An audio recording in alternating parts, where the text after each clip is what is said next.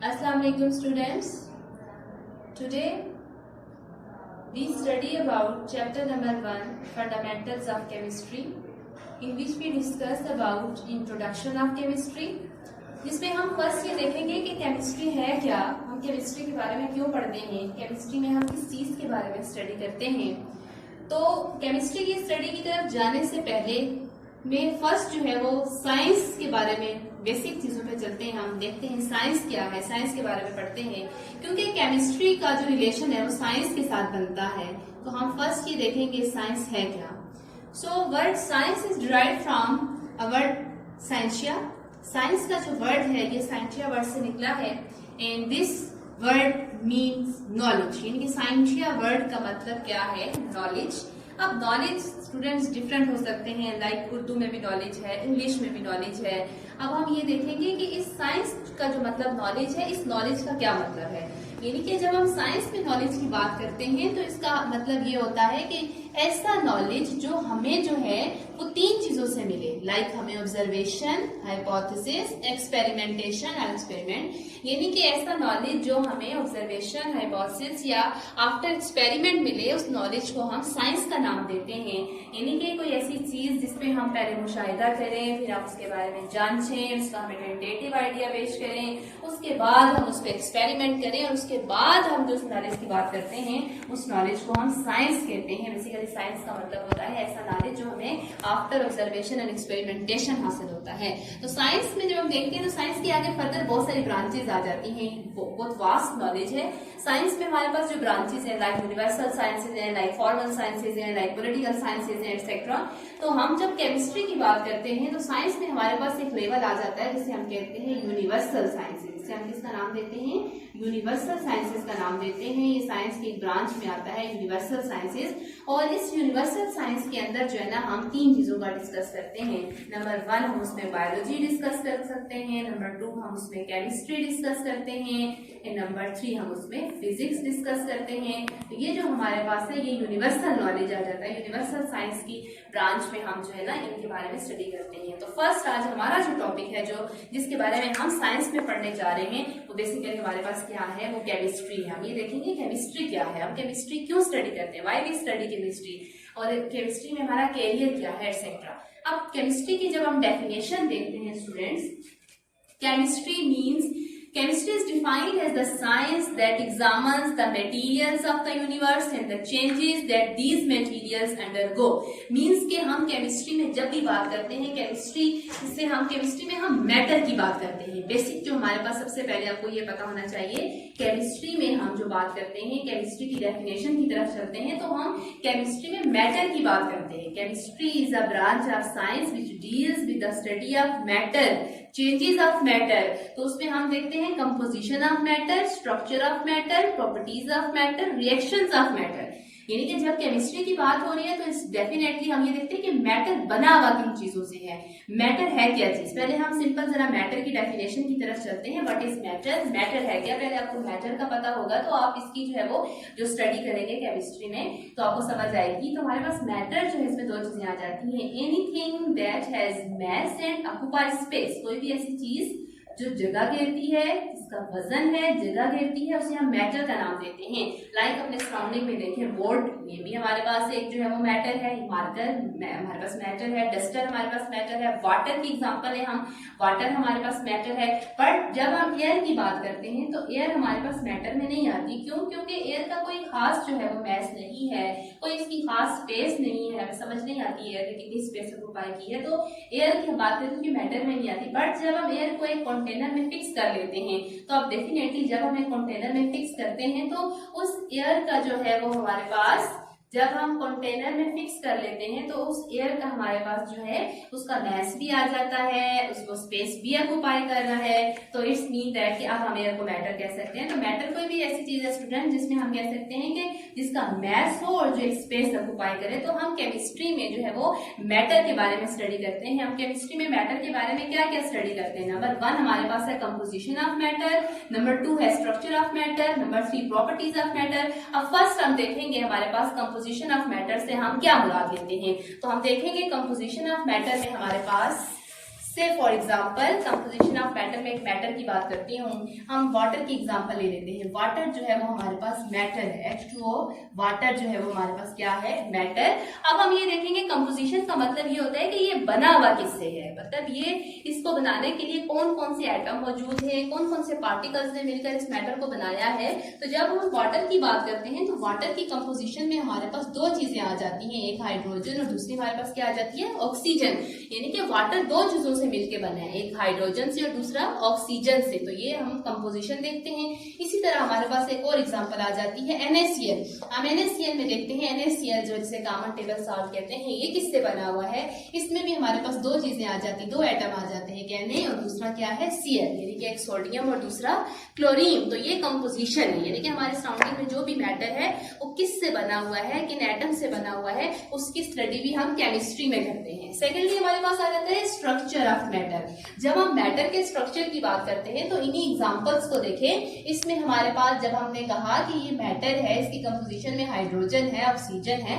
अब हम स्ट्रक्चर की बात करें, structures mean arrangement of atoms. अब हम ये देखेंगे कि ये एटम्स किस तरह से अरेंज होकर, कंबाइन होकर जो है वो मैटर बना रहे होते हैं। जैसे यहाँ हम बात करते हैं, इसमें हमारे पास ऑक्सीजन और हाइड्रोजन दो कंबाइन होकर क्या बना रहे हैं, वाटर। तो जब हम ऑक्सीजन की बात करते हैं तो ऑक्सीजन में हमारे पास इसके वैलेंस शेल में अगर आप देखें तो हमारे पास इसमें होते हैं 6 इलेक्ट्रॉन होते हैं हमारे पास, ठीक है। अब इन 6 इलेक्ट्रॉन्स के साथ जब हाइड्रोजन आके बॉन्डिंग करते हैं, एक साइड पे भी हाइड्रोजन, दूसरी साइड पे भी हाइड्रोजन, ये हाइड्रोजन जब इनके साथ बॉन्डिंग करते हैं, बाकी ये लॉन पेयर रह जाते हैं। तो ये जो हाइड्रोजन की बॉन्डिंग है ये कोवेलेंट बॉन्डिंग है, मतलब जब ऑक्सीजन और हाइड्रोजन आपस में कंबाइन होते हैं, आपस में कोवेलेंट बॉन्ड बनाते हैं तो ये वाटर बन जाता है। तो ये हमारे पास स्ट्रक्चर है। आप देखते हैं कि ये एटम किस तरह से अरेंज होते हैं। इसी तरह हम जो है वो NaCl में बात करते हैं। Na और Cl जब आपस में कंबाइन होते हैं तो हमारे पास Na वैलेंस शेल 1 इलेक्ट्रॉन है, Cl वैलेंस शेल 7 इलेक्ट्रॉन है, ये आपस में कंबाइन होते हैं। जब ये आपस में कंबाइन होते हैं तो ये आयनिक बॉन्ड बनाते हैं, मतलब कि कंप्लीट अपने इलेक्ट्रॉन का ट्रांसफर करते हैं। तो इसमें जो है वो आयनिक बॉन्डिंग होती है। तो ये सारी चीजें हम जो है वो मैटर के स्ट्रक्चर में स्टडी करते हैं कि ये किस तरह से आपस में कंबाइन होकर मैटर बना रहे हैं, एटम आपस में, पार्टिकल्स आपस में किस तरह से अरेंज हो रहे हैं। तो स्ट्रक्चर का मतलब अरेंजमेंट ऑफ एटम्स और मॉलिक्यूल्स इन मैटर। उसके बाद थर्ड हमारे पास आ जाता है properties of matter. Properties of matter में हम ये देखेंगे स्टूडेंट, प्रॉपर्टीज हमारे पास दो तरह की होती हैं, एक हम कहते हैं फिजिकल प्रॉपर्टीज और दूसरी हम कहते हैं केमिकल प्रॉपर्टीज। फिजिकल प्रॉपर्टीज और सेकेंडली हमारे पास क्या आ जाता है, केमिकल प्रॉपर्टीज।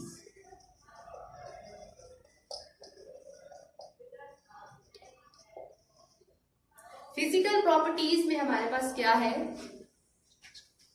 फिजिकल प्रॉपर्टीज में जब हम देखते हैं तो देखें, फिजिकल मींस हम मैटर की जो प्रॉपर्टीज डिस्कस करने जा रहे हैं। फिजिकल प्रॉपर्टीज से वाटर की एग्जांपल ले लें। इसकी एग्जांपल में हमारे पास वाटर है। फिजिकल, हम वाटर की फिजिकल नेचर देखते हैं। लाइक फिजिकल नेचर में वाटर की हमारे पास सबसे पहले वाटर हमारे पास लिक्विड है। फिर इसी तरह से वाटर के हम स्मेल देखते हैं, स्मेल क्या है, टेस्ट क्या है। फिर इसी तरह से हम देखते हैं बॉइलिंग पॉइंट क्या है, मेल्टिंग पॉइंट क्या है। तो ये चीजें जो है वो किस में आ जाती हैं, फिजिकल। जब हम किसी भी मैटर के फिजिकल एस्पेक्ट्स की बात करते हैं, फिजिकल स्टेट्स की बात करते हैं, तो उसे हम किसका नाम देते हैं, फिजिकल स्टेट्स ऑफ मैटर का नाम देते हैं, जिसे हम मैटर की प्रॉपर्टीज में डिस्कस करते हैं। इसी तरह किसी भी मैटर का हमने कलर देख लेते हैं एक्सेट्रा। फिर इसी तरह जब हम बात करते हैं केमिकल प्रॉपर्टीज की, तो केमिकल प्रॉपर्टीज में हमारे पास केमिकल नेचर आ जाती है, बॉन्डिंग आ जाती है। लाइक हमारे पास वाटर है, लाइक हमारे पास NaCl है। हम इनकी प्रॉपर्टीज की बात करते हैं कि इनकी केमिकल ये किस तरह से आपस में कंबाइन हुए हैं, इनकी कॉम्बिनेशन में कौन से एलिमेंट, कौन से एटम इन्वॉल्व है, वो केमिकली कैसे रिएक्ट करते हैं। फिर हम देखते हैं कि इनके डिकम्पोज होने से आगे हमारे पास क्या बनता है। तो ये इनकी इलेक्ट्रॉनिक कॉन्फ़िगरेशन क्या है, इनमें एटम्स की अरेंजमेंट क्या है। तो ये सब चीजें हमारे पास केमिकल प्रॉपर्टीज में आ जाती हैं। देन हमारे पास लास्ट आ जाता है रिएक्शंस ऑफ मैटर। हम देखेंगे कि मैटर में रिएक्शंस ऑफ मैटर में हम ये देखते हैं कि किस तरह से ये जो हमारे पास मैटर है, जो मैटर के पार्ट्स हैं, ये आपस में किस तरह से कंबाइन होते हैं, किस तरह से रिएक्शन होता है। जैसे हमारे पास Na है, ठीक है, और या फिर हमारे पास Cl है। ये दोनों आयंस जब हमारे पास कंबाइन होते हैं, Na पॉजिटिव है, Cl नेगेटिव है, इन आयंस की कॉम्बिनेशन से, इनके रिएक्शन से हम देखते हैं हमारे पास NaCl बन जाता है। इसी तरह हमारे पास वाटर है, 2H2 प्लस O2 ये हमारे पास कंबाइन होकर 2H2O बन जाता है। तो ये इनका आपस में जो रिएक्शन है किस बेस पे होता है, रिएक्शन की कैपेबिलिटी क्या है, इसे हम किसका नाम देते हैं, रिएक्शंस ऑफ मैटर का। तो इसका मतलब है केमिस्ट्री में हम ये देखते हैं कि केमिकल्स कैसे कंबाइन होते हैं, किस तरह से रीअरेंज होते हैं, मैटर की कंपोजिशन क्या है, मैटर का स्ट्रक्चर क्या है, मैटर में क्या क्या चेंजेस आती हैं टाइम टू टाइम, ये सब हम किसमें स्टडी करते हैं, केमिस्ट्री में स्टडी करते हैं। तो केमिस्ट्री की डेफिनेशन हम कैसे करते हैं students, branch of science which deals with the study of matter in the changes that these materials undergo and time to time इस मैटर में क्या चेंजेस आती हैं वो भी हम केमिस्ट्री में स्टडी करते हैं। अब हम ये देखेंगे कि केमिस्ट्री में व्हाई वी स्टडी केमिस्ट्री, हम केमिस्ट्री क्यों स्टडी करते हैं। केमिस्ट्री देखें आजकल का जो हमारा दौर है ये टेक्नोलॉजी का दौर है, साइंस का दौर है। तो इस दौर में जब हम देखते हैं हम अपने ऑल अराउंड इतने डिफरेंट किस्म के मटेरियल्स देखते हैं, लाइक हम प्लास्टिक देखते हैं, लाइक हम डिटर्जेंट्स देखते हैं, सोप देखते हैं, डिफरेंट बिल्डिंग मटेरियल्स देखते हैं। ये सब चीजें जो हैं ये केमिस्ट का ही कमाल है, ये केमिस्ट ने ही बनाई है, उन्होंने ही इनके बारे में स्टडी करके इनको बनाया है हमारी आसानी के लिए, ठीक है। तो इस तरह से हमारा केमिस्ट्री का पढ़ना बहुत ज्यादा जरूरी है। अगर हम जो है वो अपने कैरियर में हम इन चीजों की स्टडी की तरफ जाते हैं या इनसे रिलेटेड वर्क की तरफ जाते हैं तो डेफिनेटली हमें केमिस्ट्री को स्टडी करना पड़ता है। इस तरह केमिस्ट्री के बहुत हार्मफुल इफेक्ट भी हैं, बहुत ज्यादा बेनिफिशियल एक्सपेक्ट भी हैं। जिस तरह से साइंस की तरक्की से हमें फायदा हो रहा है बहुत ज्यादा, इस तरह केमिस्ट्री में बहुत सारे कुछ ऐसे केमिकल्स हैं जिनकी वजह से पोल्यूशन काज हो जाती है, पोल्यूशन की वजह से ग्लोबल वार्मिंग हो जाती है। जैसे इंडस्ट्रीज के अंदर जब वर्क स्टार्ट होता है, क्योंकि केमिस्ट्री का मोस्टली कैरियर इंडस्ट्री से रिलेटेड आ जाता है। जब हम इंडस्ट्री की बात करते हैं उसमें ऑर्गेनिक इंडस्ट्री है, इनऑर्गेनिक इंडस्ट्री है, ठीक है। उसमें हमारे पास भी डिफरेंट केमिकल रिलीज होते हैं जो कि एयर पोल्यूशन काज करते हैं, वाटर पोल्यूशन काज करते हैं, that is harmful for us. But इस तरह से हर दोनों पहलू जो है वो मौजूद है। But this is about chemistry. Chemistry है क्या, नेक्स्ट इंशाल्लाह हम केमिस्ट्री की ब्रांचेस डिस्कस करेंगे। ओके जी बच्चों, नेक्स्ट हमारे पास है ब्रांचेस ऑफ केमिस्ट्री। अब हम केमिस्ट्री की ब्रांचेस डिस्कस कर लेते हैं, जिसमें फर्स्ट हमारे पास आ जाती है फिजिकल केमिस्ट्री। अब हम देखेंगे फिजिकल केमिस्ट्री की अगर हम डेफिनेशन देखें, the branch of chemistry that deals with laws and theories to understand the structure and changes of matter is called physical chemistry। यानी कि फिजिकल केमिस्ट्री में हम ये चीजें देखते हैं, composition and physical properties, structure and changes of matter. यानी कि कंपोजिशन, हम मैटर की कंपोजिशन भी डिस्कस करेंगे, हम मैटर की फिजिकल प्रॉपर्टीज भी डिस्कस करते हैं, या मैटर का स्ट्रक्चर भी डिस्कस करते हैं, और मैटर में जो चेंजेस आती हैं वो भी जो है वो फिजिकल केमिस्ट्री में डिस्कस करते हैं। तो फिजिकल केमिस्ट्री में जो हमारे पास है, मैंने कहा कि हम जो है वो कंपोजिशन डिस्कस करते हैं, हम मैटर की जो है वो, उसके अलावा हम मैटर की प्रॉपर्टीज डिस्कस करते हैं, स्ट्रक्चर डिस्कस करते हैं। तो बेसिकली हमारे पास फॉर एग्जांपल जैसे हमारे पास वाटर की एग्जांपल ले लें, वाटर जो है वो हमारे पास मैटर है, और आपको पता है वाटर किससे बनता है, हाइड्रोजन एंड ऑक्सीजन, यानी कि वाटर हाइड्रोजन और ऑक्सीजन के मिलने से बनता है। तो जब हम वाटर की फिजिकल नेचर के बारे में बात करते हैं, लाइक हम वाटर के बॉइलिंग पॉइंट की बात करते हैं, लाइक हम इसके मेल्टिंग पॉइंट की बात करते हैं, नेचर इसकी क्या है, हमारे पास ये लिक्विड है। तो ये चीजें जब हम डिस्कस कर रहे हैं तो ये कंपोजिशन में आती हैं, ये फिजिकल प्रॉपर्टीज में आती हैं, तो ये हम फिजिकल केमिस्ट्री में डिस्कस करते हैं। इसी तरह बेसिकली जो हमारे पास इस तरह स्ट्रक्चर डिस्कस करते हैं कि वाटर के अंदर जो हाइड्रोजन है, जो ऑक्सीजन है, ये मिलकर वाटर बना रहे हैं, तो इनका स्ट्रक्चर क्या है, ये किस तरह से अरेंज होते हैं, किस तरह से आपस में कंबाइन होकर इनमें किस तरह कोवेलेंट बॉन्ड बनता है और ये वाटर बना देते हैं। तो ये हम जो है वो फिजिकल केमिस्ट्री में देखते हैं। तो फिजिकल केमिस्ट्री बेसिकली रिलेशनशिप है between composition and physical properties, atom का स्ट्रक्चर, एटम्स का बिहेवियर, लाइक सॉलिड है, लिक्विड है, इसमें हम सॉलिड में देखते हैं एटम का कैसे बिहेवियर है, कंपैक्टली अरेंज होते हैं, लिक्विड में हम देखते हैं क्या बिहेवियर है, गैसेस की हम स्टडी करते हैं। तो all about composition, structure, changes, तो ये सब कुछ हम जो है वो फिजिकल केमिस्ट्री से रिलेट करते हैं, फिजिकल केमिस्ट्री में स्टडी करते हैं। देन उसके बाद नेक्स्ट हमारे पास आ जाता है दूसरी ब्रांच, अगर हम देखें वो है ऑर्गेनिक केमिस्ट्री। तो ऑर्गेनिक केमिस्ट्री में जो है एज द वर्ड इंडिकेट कि हम ऑर्गेनिक केमिस्ट्री में ऑर्गेनिक कंपाउंड्स की बात करते हैं। ऑर्गेनिक केमिस्ट्री में हम किसकी बात करेंगे, ऑर्गेनिक कंपाउंड्स की बात करेंगे। ऑर्गेनिक कंपाउंड्स क्या होते हैं, आप ऑर्गेनिक केमिस्ट्री में देखें, organic compounds hydrocarbons and their derivatives. अब ऑर्गेनिक कंपाउंड की, ऑर्गेनिक कंपाउंड को जनरली कोवेलेंट कंपाउंड भी कहा जाता है, कंपाउंड ऑफ कार्बन कहा जाता है।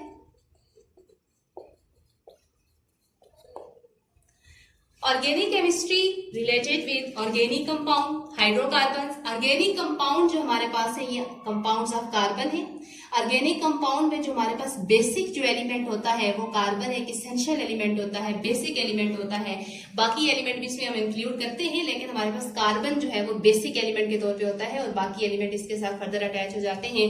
तो जब हम कार्बन के कंपाउंड की स्टडी करते हैं उन्हें हम ऑर्गेनिक कंपाउंड का नाम देते हैं। और जब हम ऑर्गेनिक कंपाउंड की स्टडी करते हैं, ऑर्गेनिक कंपाउंड में हमारे पास एक क्लास आ जाती है हाइड्रोकार्बन। हाइड्रोकार्बन नेम इंडिकेट कर रहा है, लाइक हमारे पास हाइड्रोजन है, लाइक कार्बन है, यानी कि ऐसे एससी क्लास जो है वो हमारे पास जो हाइड्रोजन और कार्बन के मिलने से बने उसे हम हाइड्रोकार्बन्स का नाम देते हैं। तो ये जो हाइड्रोकार्बन्स है हमारे पास, इसमें आगे फर्दर इसकी 3 क्लासेस आ जाती हैं। लाइक इसमें हमारे पास एक क्लास अल्केन है, फिर हमारे पास एक अल्कीन है, इसी तरह से अल्काइन है। ठीक है, अल्केन हमारे पास ये सिंगल बॉन्ड वाले होते हैं, ये डबल बॉन्ड। इसकी एग्जांपल ले लेते हैं CH4, इसमें मीथेन इसकी सिंपल एग्जांपल में आ जाता है। अल्कीन की एग्जांपल ले लेते हैं ethene, CH2 double bond CH2। इसी तरह अल्काइन देख लेते हैं हम, जैसे एसिटाइलिन भी कहते हैं, ट्रिपल बॉन्ड। तो इसमें बेसिक डिफरेंस आ जाता है single bond, double bond, triple bond. तो ये आगे फर्दर हमारे पास हाइड्रोकार्बन की क्लासेस है। तो हम हाइड्रोकार्बन में कार्बन एंड हाइड्रोजन से रिलेटेड कंपाउंड्स की स्टडी करते हैं एंड देन हमारे पास जो है कार्बन एंड हाइड्रोजन से रिलेटेड कंपाउंड की स्टडी करते हैं। देन हमारे पास ऑर्गेनिक कंपाउंड आ जाते हैं, कंपाउंड्स ऑफ कार्बन। तो इनके बारे में जो हमारी स्टडी है वो किसमें आ जाती है, ऑर्गेनिक केमिस्ट्री में आ जाती है। और इसी तरह नेक्स्ट अब हमारे पास आ जाता है इनऑर्गेनिक केमिस्ट्री। अब हम देखेंगे इनऑर्गेनिक केमिस्ट्री क्या है।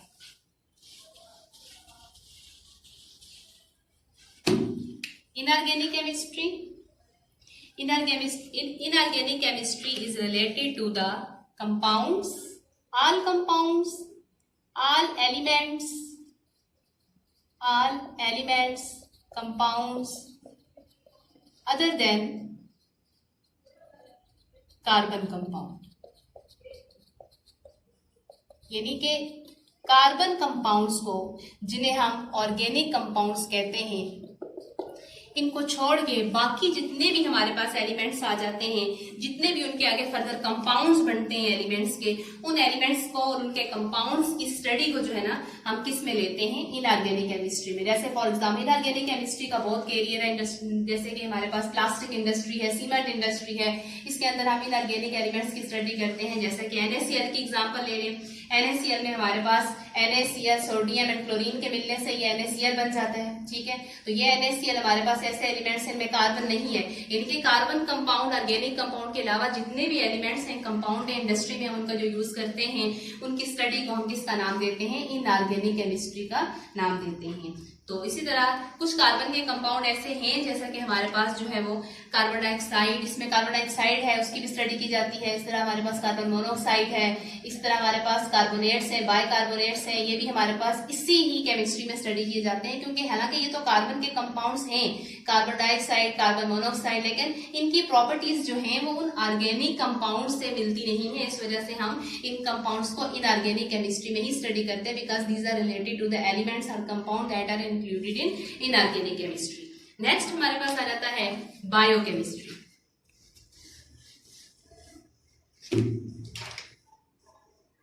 बायोकेमिस्ट्री में वर्ड इंडिकेट कर रहा है, जैसे देखें biochemistry, bio means life. Life means क्या, लाइफ से हम क्या मुराद लेते हैं, life means living organism. Life means यहाँ पे क्या है, लिविंग ऑर्गेनिज्म, जिसे हम यूं कह सकते हैं chemistry of life, chemistry of life.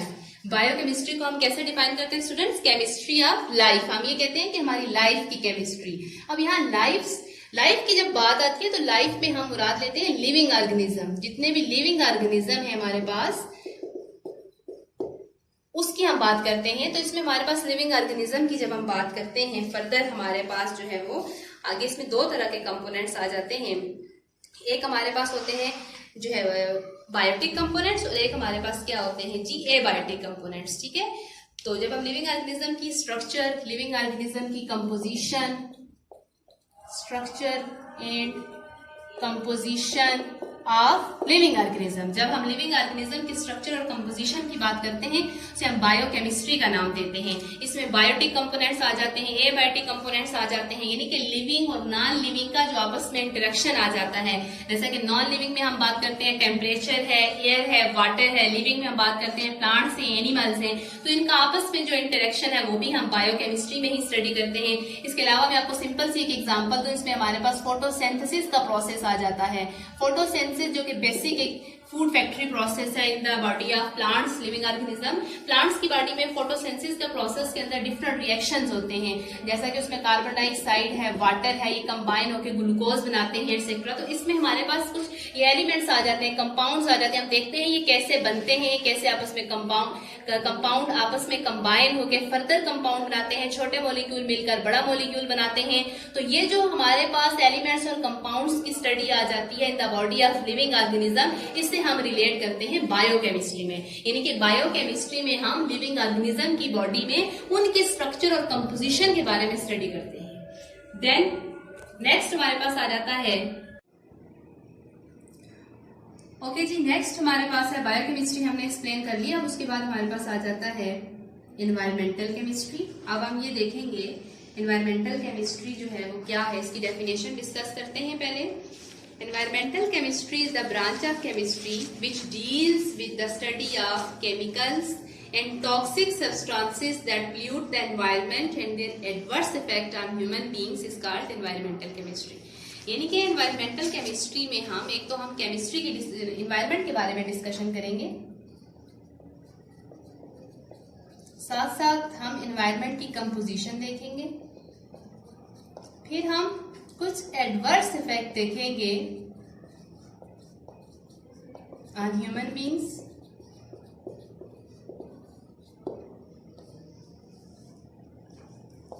Toxic substances, pollution.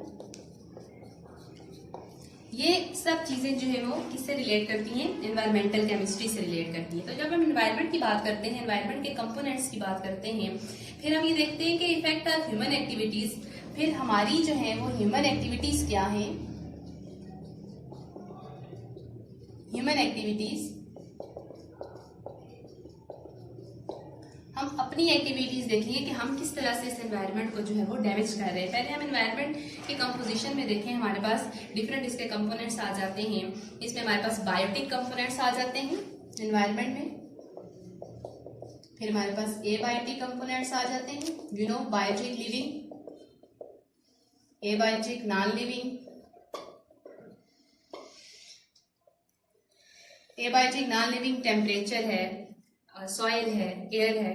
Biotic living में प्लांट्स हैं, एनिमल्स हैं। तो इनका आपस में जो है वो बहुत गहरा ताल्लुक है। बायोटिक एबायोटिक एक दूसरे के बगैर सर्वाइव नहीं कर सकते। तो इसी तरह से हम एनवायरनमेंट में फर्दर देखते हैं कि ह्यूमन एक्टिविटीज की वजह से किस तरह से एनवायरनमेंट जो है वो डिस्टर्ब हो जाता है। तो जब हम एनवायरनमेंट अपनी बात करते हैं कि हम इंडस्ट्रीज लगाते हैं, इंडस्ट्रीज यू नो हम उसमें डिफरेंट केमिकल्स की सेंसिस करते हैं। उन केमिकल्स की सेंसिस के दौरान बहुत सारे बाय प्रोडक्ट्स बनते हैं, जैसा कि वाटर पोल्यूशन की हम बात करते हैं कि हम वाटर पोल्यूशन कैसे, वो भी एक एनवायरनमेंट का पार्ट है। हम देखते हैं कि हम कैसे जो है वो वाटर पोल्यूट हो रहा होता है हमारी वजह से। अब इंडस्ट्री में बहुत सारे ऐसे केमिकल्स बनते हैं जो जिसमें बाय प्रोडक्ट बनते हैं। वो बाय प्रोडक्ट हम डायरेक्टली जो है वो किसी ना किसी वाटर बॉडी में ऐड कर देते हैं। उस वाटर बॉडी में आगे डिफरेंट जो लिविंग ऑर्गेनिज्म वहां पे सरवाइव कर रहे होते हैं, वो केमिकल्स जो हैं वो उन लिविंग ऑर्गेनिज्म के लिए बहुत हार्मफुल हो जाते हैं, डेंजरस हो जाते हैं, इवन उनकी डेथ की काज बन जाते हैं। तो इस तरह से हमारा ये एक इफेक्ट है कि हम किस तरह से अपने एनवायरनमेंट को डैमेज कर रहे हैं। सेकेंडली इसी तरह एयर पोल्यूशन हम देखते हैं, इस तरह इंडस्ट्रीज में से निकलने वाली चिमनीज में से निकलने वाला धुआं जो है, स्मोक जो है, इसके अलावा different chemical, different harmful poisonous gases जो है वो हमारे एनवायरनमेंट में पोल्यूशन काज करते हैं, इसे हम एयर पोल्यूशन कहते हैं। इस तरह CFCs हैं, जैसे क्लोरोफ्लोरोकार्बन जो है ये जाके ओजोन लेयर को डैमेज कर रहे होते हैं। CFC का रिलेशन O3 से बनता है। CFCs जो हैं ये O3 ओजोन की जो लेयर है जो हमें नेचुरली जो है वो डिफरेंट रेडिएशन से बचाती है, कुदरती तौर पे हमारे एनवायरनमेंट में प्रेजेंट है। ये CFCs जो है जब ओजोन पे जाके इफेक्ट करते हैं तो आप ओजोन होल क्रिएट हो रहे हैं जिसके भी हार्मफुल इफेक्ट है, जो अल्ट्रावायलेट रेडिएशन है वो डायरेक्टली हम तक अप्रोच कर रही है, लिविंग ऑर्गेनिज्म तक अप्रोच कर रही है। These are the some harmful effect, adverse effect on human being. इसी तरह से हमारे पास ग्लोबल वार्मिंग है, ठीक है। जितनी ज्यादा ये ग्रीन हाउस गैसेज इंक्रीज होती है एनवायरनमेंट के अंदर तो इसकी वजह से ग्लोबल वार्मिंग हो रही है। ग्लोबल वार्मिंग की वजह से हमारी जो है वो गर्मी बढ़ रही है, टेम्परेचर इंक्रीज हो रहा है, तो उसका इफेक्ट जो है वो हमारे ह्यूमन बीइंग की तरफ आ रहा है। फिर इसी तरह एनवायरनमेंट के अंदर जो है वो डिफरेंट ऐसे हार्मफुल इंसेक्टिसाइड्स हम स्प्रे करते हैं, इस तरह से हम पेस्टिसाइड्स यूज करते हैं जो कि जो है वो हार्मफुल टॉक्सिक सब्सटेंसेस होते हैं जो कि एनवायरनमेंट में पोल्यूशन काज करते हैं। तो इस सब के बारे में जब हम डिटेल से स्टडी करते हैं, एनवायरनमेंट किन चीजों से खराब हो रहा है, एनवायरनमेंट में क्या चीजें हैं जिनका हमारी बॉडी पे बुरे से इफेक्ट हो रहा है, तो वो सब हमारे पास किस में आ जाता है, एनवायरमेंटल केमिस्ट्री में। ओके जी, नेक्स्ट है हमारे पास एनवायरमेंटल केमिस्ट्री के बाद अब हम नेक्स्ट स्टडी करने जा रहे हैं न्यूक्लियर केमिस्ट्री। न्यूक्लियर केमिस्ट्री की डेफिनेशन देख लेते हैं। Nuclear chemistry is the branch of chemistry that deals with the changes that occur in atomic nuclei, यानी कि हम उन तमाम चेंजेस को डिस्कस करेंगे इस केमिस्ट्री के अंदर जो न्यूक्लियस से रिलेटेड है, जो न्यूक्लियाई से रिलेटेड है। तो वर्ड न्यूक्लियर यहाँ पे हमें बता रहा है कि हम यहाँ पे क्या क्या स्टडी करेंगे। एक तो हम जो है वो न्यूक्लियस से रिलेटेड स्टडी कर सकते हैं इसमें। सेकेंडली हम इसमें जो है वो रेडिएशंस की स्टडी करते हैं जिसे हम रेडियो एक्टिविटी रेडिएशंस का नाम देते हैं, या फिर जो हम इसे रेडियो एक्टिविटी भी कहते हैं। यानी कि न्यूक्लियस में अगर आप देखें तो क्या चीजें आ जाती हैं हमारे पास। न्यूक्लियस की अगर हम बात करते हैं तो इसमें हमारे पास सब एटॉमिक पार्टिकल्स आ जाते हैं, जिसमें हमारे पास इलेक्ट्रॉन है, प्रोटॉन है, न्यूट्रॉन है, पॉजिट्रॉन है, एक्सेट्रा डिफरेंट आगे पार्टिकल्स आ जाते हैं। तो हम इनके बारे में स्टडी करते हैं, इनके जो है वो इनके स्ट्रक्चर कैसे हैं, इनके किस तरह से इफेक्ट्स होते हैं। लाइक इलेक्ट्रॉन नेगेटिव चार्ज है, प्रोटॉन पॉजिटिव चार्ज है, न्यूट्रॉन पे कोई चार्ज नहीं होता। इनकी कॉम्बिनेशन एटम्स के अंदर ये किस तरह से पाए जाते हैं, कितने प्रोटॉन है, कितने न्यूट्रॉन है, एक्सेट्रा। ये सब चीजें न्यूक्लियस से रिलेटेड जो है वो हम इसके अंदर जो भी चेंजेस आती है, इलेक्ट्रॉन ऐड हो जाना, इलेक्ट्रॉन जो है वो निकल जाना, इस तरह से ये सब हम न्यूक्लियर केमिस्ट्री में। इस तरह से साथ ही हम रेडिएशंस की स्टडी करते हैं। रेडिएशंस नेचर में ऐसा होता है कि कुछ एलिमेंट्स ऐसे हैं जो हाईली अनस्टेबल एलिमेंट्स होते हैं। अनस्टेबल जो एलिमेंट्स हैं, जैसे कि यहाँ पे मैं यूरेनियम की बात करती हूँ जो कि हाईली एक अनस्टेबल एलिमेंट है।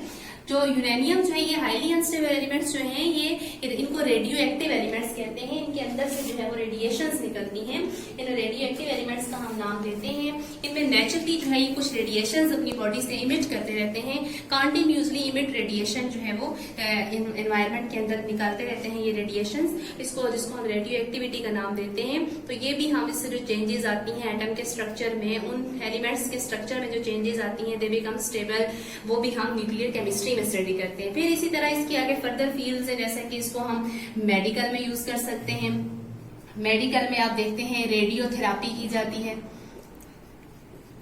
रेडियोथेरापी मीन्स के ट्रीटमेंट विद रेडिएशंस, यानी कि रेडिएशंस की मदद से जो है वो ट्रीटमेंट किया जाता है। लाइक इसमें हमारे पास ये एक्सरेज आ जाते हैं, लाइक इसमें हमारे पास जो है वो जैसे कैंसर जो हमारे पास एक डिजीज है जिसको क्योर करने के लिए, जिसमें अनकंट्रोल ट्यूमर्स बन जाते हैं बॉडी के अंदर, उनको खत्म करने के लिए, उसका ट्रीटमेंट करने के लिए जो है फर्दर इसमें जो है वो रेडिएशंस का इस्तेमाल किया जाता है। रेडिएशंस के थ्रू जो है उसे खत्म किया जाता है। इसमें हमारे पास अल्फा रेडिएशन है, बीटा रेडिएशन है, गेमा रेडिएशन है। इन सब रेडिएशंस की जो स्टडी है इन medical field, in pharmaceutical field etcetera, in nuclear processes, हम जो है वो न्यूक्लियर केमिस्ट्री में ये सारी बातें स्टडी करते हैं। देन नेक्स्ट जो हमारे पास आ जाता है industrial chemistry. Industrial chemistry as the word indicate industrial, जैसा कि हम इंडस्ट्रियल केमिस्ट्री इंडस्ट्री से रिलेटेड। इंडस्ट्री क्या है? तो इंडस्ट्री ऐसी जगह जहां पे केमिकल्स की सिंथेसिस की जाती है, यानी कि केमिकल्स को बनाया जाता है। इसकी डेफिनेशन अगर आप देखें, industrial chemistry is the branch of chemistry that deals with the methods and use of technology in the large scale production of useful substances. यानी कि ये जितने भी यूजफुल सब्सटेंसेस हैं, जितने भी हम एलिमेंट्स बनाते हैं, कंपाउंड्स बनाते हैं, ये डिफरेंट प्रोडक्ट्स पहले भी डिस्कस कर चुकी हूँ, वो सब हम जो इंडस्ट्री के अंदर प्रिपेयर कर रहे होते हैं, उनको बनाने के लिए हम जो भी मेथड यूज करते हैं, यानी कि सिंथेसिस ऑफ केमिकल्स की हम सिंथेसिस करते हैं इसमें। अब उसमें हम इंडस्ट्री में देखते हैं, जैसे हमारे पास NaCl है, हमारे पास ऑक्सीजन गैस है, अमोनिया है, हाइड्रोजन है, क्लोरीन है। इन केमिकल्स को हम कैसे बनाते हैं, इनको हम क्यों बनाते हैं? जैसा कि हमारे पास अगर हम बात करते हैं अमोनिया की, इंडस्ट्री में अमोनिया की सिंथेसिस की जाती है। अमोनिया एक जो है वो फर्टिलाइजर में इस्तेमाल किया जाता है, इसका ये तो एक बड़ा बेनिफिट है। उसके अलावा हम क्लोरीन की बात करते हैं। क्लोरीन हम इंडस्ट्री में तैयार करते हैं, ये एक डाइसइंफेक्टेंट है, बैक्टीरिया को किल करने के लिए इस्तेमाल किया जाता है। वाटर में जब माइक्रोब ज्यादा हो जाते हैं तो क्लोरीन के ऐड करने से उनका इफेक्ट जो है वो खत्म हो जाता है, कम हो जाता है। तो इंडस्ट्री में हम ये देखते हैं कि हम किन मेथड्स के थ्रू या किस टेक्नोलॉजी के थ्रू हम डिफरेंट केमिकल्स की सिंथेसिस करते हैं। लाइक हम इसी तरह से प्लास्टिक की बात करते हैं, वो हम इंडस्ट्री में बनाते हैं। लाइक हम डिटर्जेंट्स की बात करते हैं, वो हम इंडस्ट्री में बनाते हैं। मतलब अपनी रोजमर्रा जिंदगी के अंदर अगर हम इन सारी चीजों को देखें तो ये भी हम इंडस्ट्री में ही बना रहे होते हैं। तो इन सब चीजों के बनाने के बारे में जो स्टडी की जाती है उसे हम किससे रिलेट करते हैं? इंडस्ट्रियल केमिस्ट्री से रिलेट करते हैं। नेक्स्ट हमारे पास एंड लास्ट जो है वो क्या आ जाता है हमारे पास? Analytical chemistry. एनालिटिकल केमिस्ट्री में हम इसकी डेफिनेशन देखें अगर, analytical chemistry is the branch of chemistry that deals with the methods and instruments for determining the composition of matter. यानी कि मैटर की कंपोजिशन को स्टडी करने के लिए, मैटर की कंपोजिशन को स्टडी करने के लिए हम जो कंपोजिशन ऑफ मैटर, इसको स्टडी करने के लिए हम जो मेथड्स यूज करते हैं, जो टेक्नोलॉजी यूज करते हैं, इंस्ट्रूमेंट यूज करते हैं, इन सब की स्टडी को हम किस में यूज करते हैं? एनालिटिकल केमिस्ट्री में हम इसके बारे में पढ़ते हैं। यानी कि फॉर एग्जांपल हम प्रेशर मेजर करने के लिए, जैसा कि हमारे पास प्रेशर जो है ये फिजिकल क्वांटिटी में आ जाता है, कंपोजिशन ऑफ मैटर में आ जाता है। प्रेशर क्वांटिटी को मेजर करने के लिए हम जो है डिफरेंट डिवाइसेस का इस्तेमाल करते हैं, इंस्ट्रूमेंट का इस्तेमाल करते हैं। जैसा कि कैलोरीमीटर है हमारे पास, मर्करी मीटर होता है हमारे पास। हम इनकी मदद से जो है वो प्रेशर को मेजर कर रहे होते हैं। तो ये इंस्ट्रूमेंट्स की मदद से हम, जैसे कि थर्मामीटर है हमारे पास जिससे हम टेम्परेचर मेजर कर रहे होते हैं। यानी कि डिफरेंट जो है वो मेथड्स या इंस्ट्रूमेंट्स का इस्तेमाल करते हैं हम मैटर की कंपोजिशन को मेजर करने के लिए। इसमें हम कंपोजिशन ऑफ मैटर को क्या करते हैं? Measuring composition of matter. हम मैटर की कंपोजिशन को मेजर कर रहे होते हैं कि हम किस तरह से मेजर कर सकते हैं with the help of instruments. तो हम जो इंस्ट्रूमेंट्स वगैरह का इस्तेमाल करते हैं वो हम कौन सी केमिस्ट्री में स्टडी करते हैं? एनालिटिकल केमिस्ट्री में स्टडी करते हैं। So this is all about the branches of chemistry. I hope आप लोगों को बेसिक इंट्रोडक्शन और ब्रांचेस के बारे में समझ आ गया हो।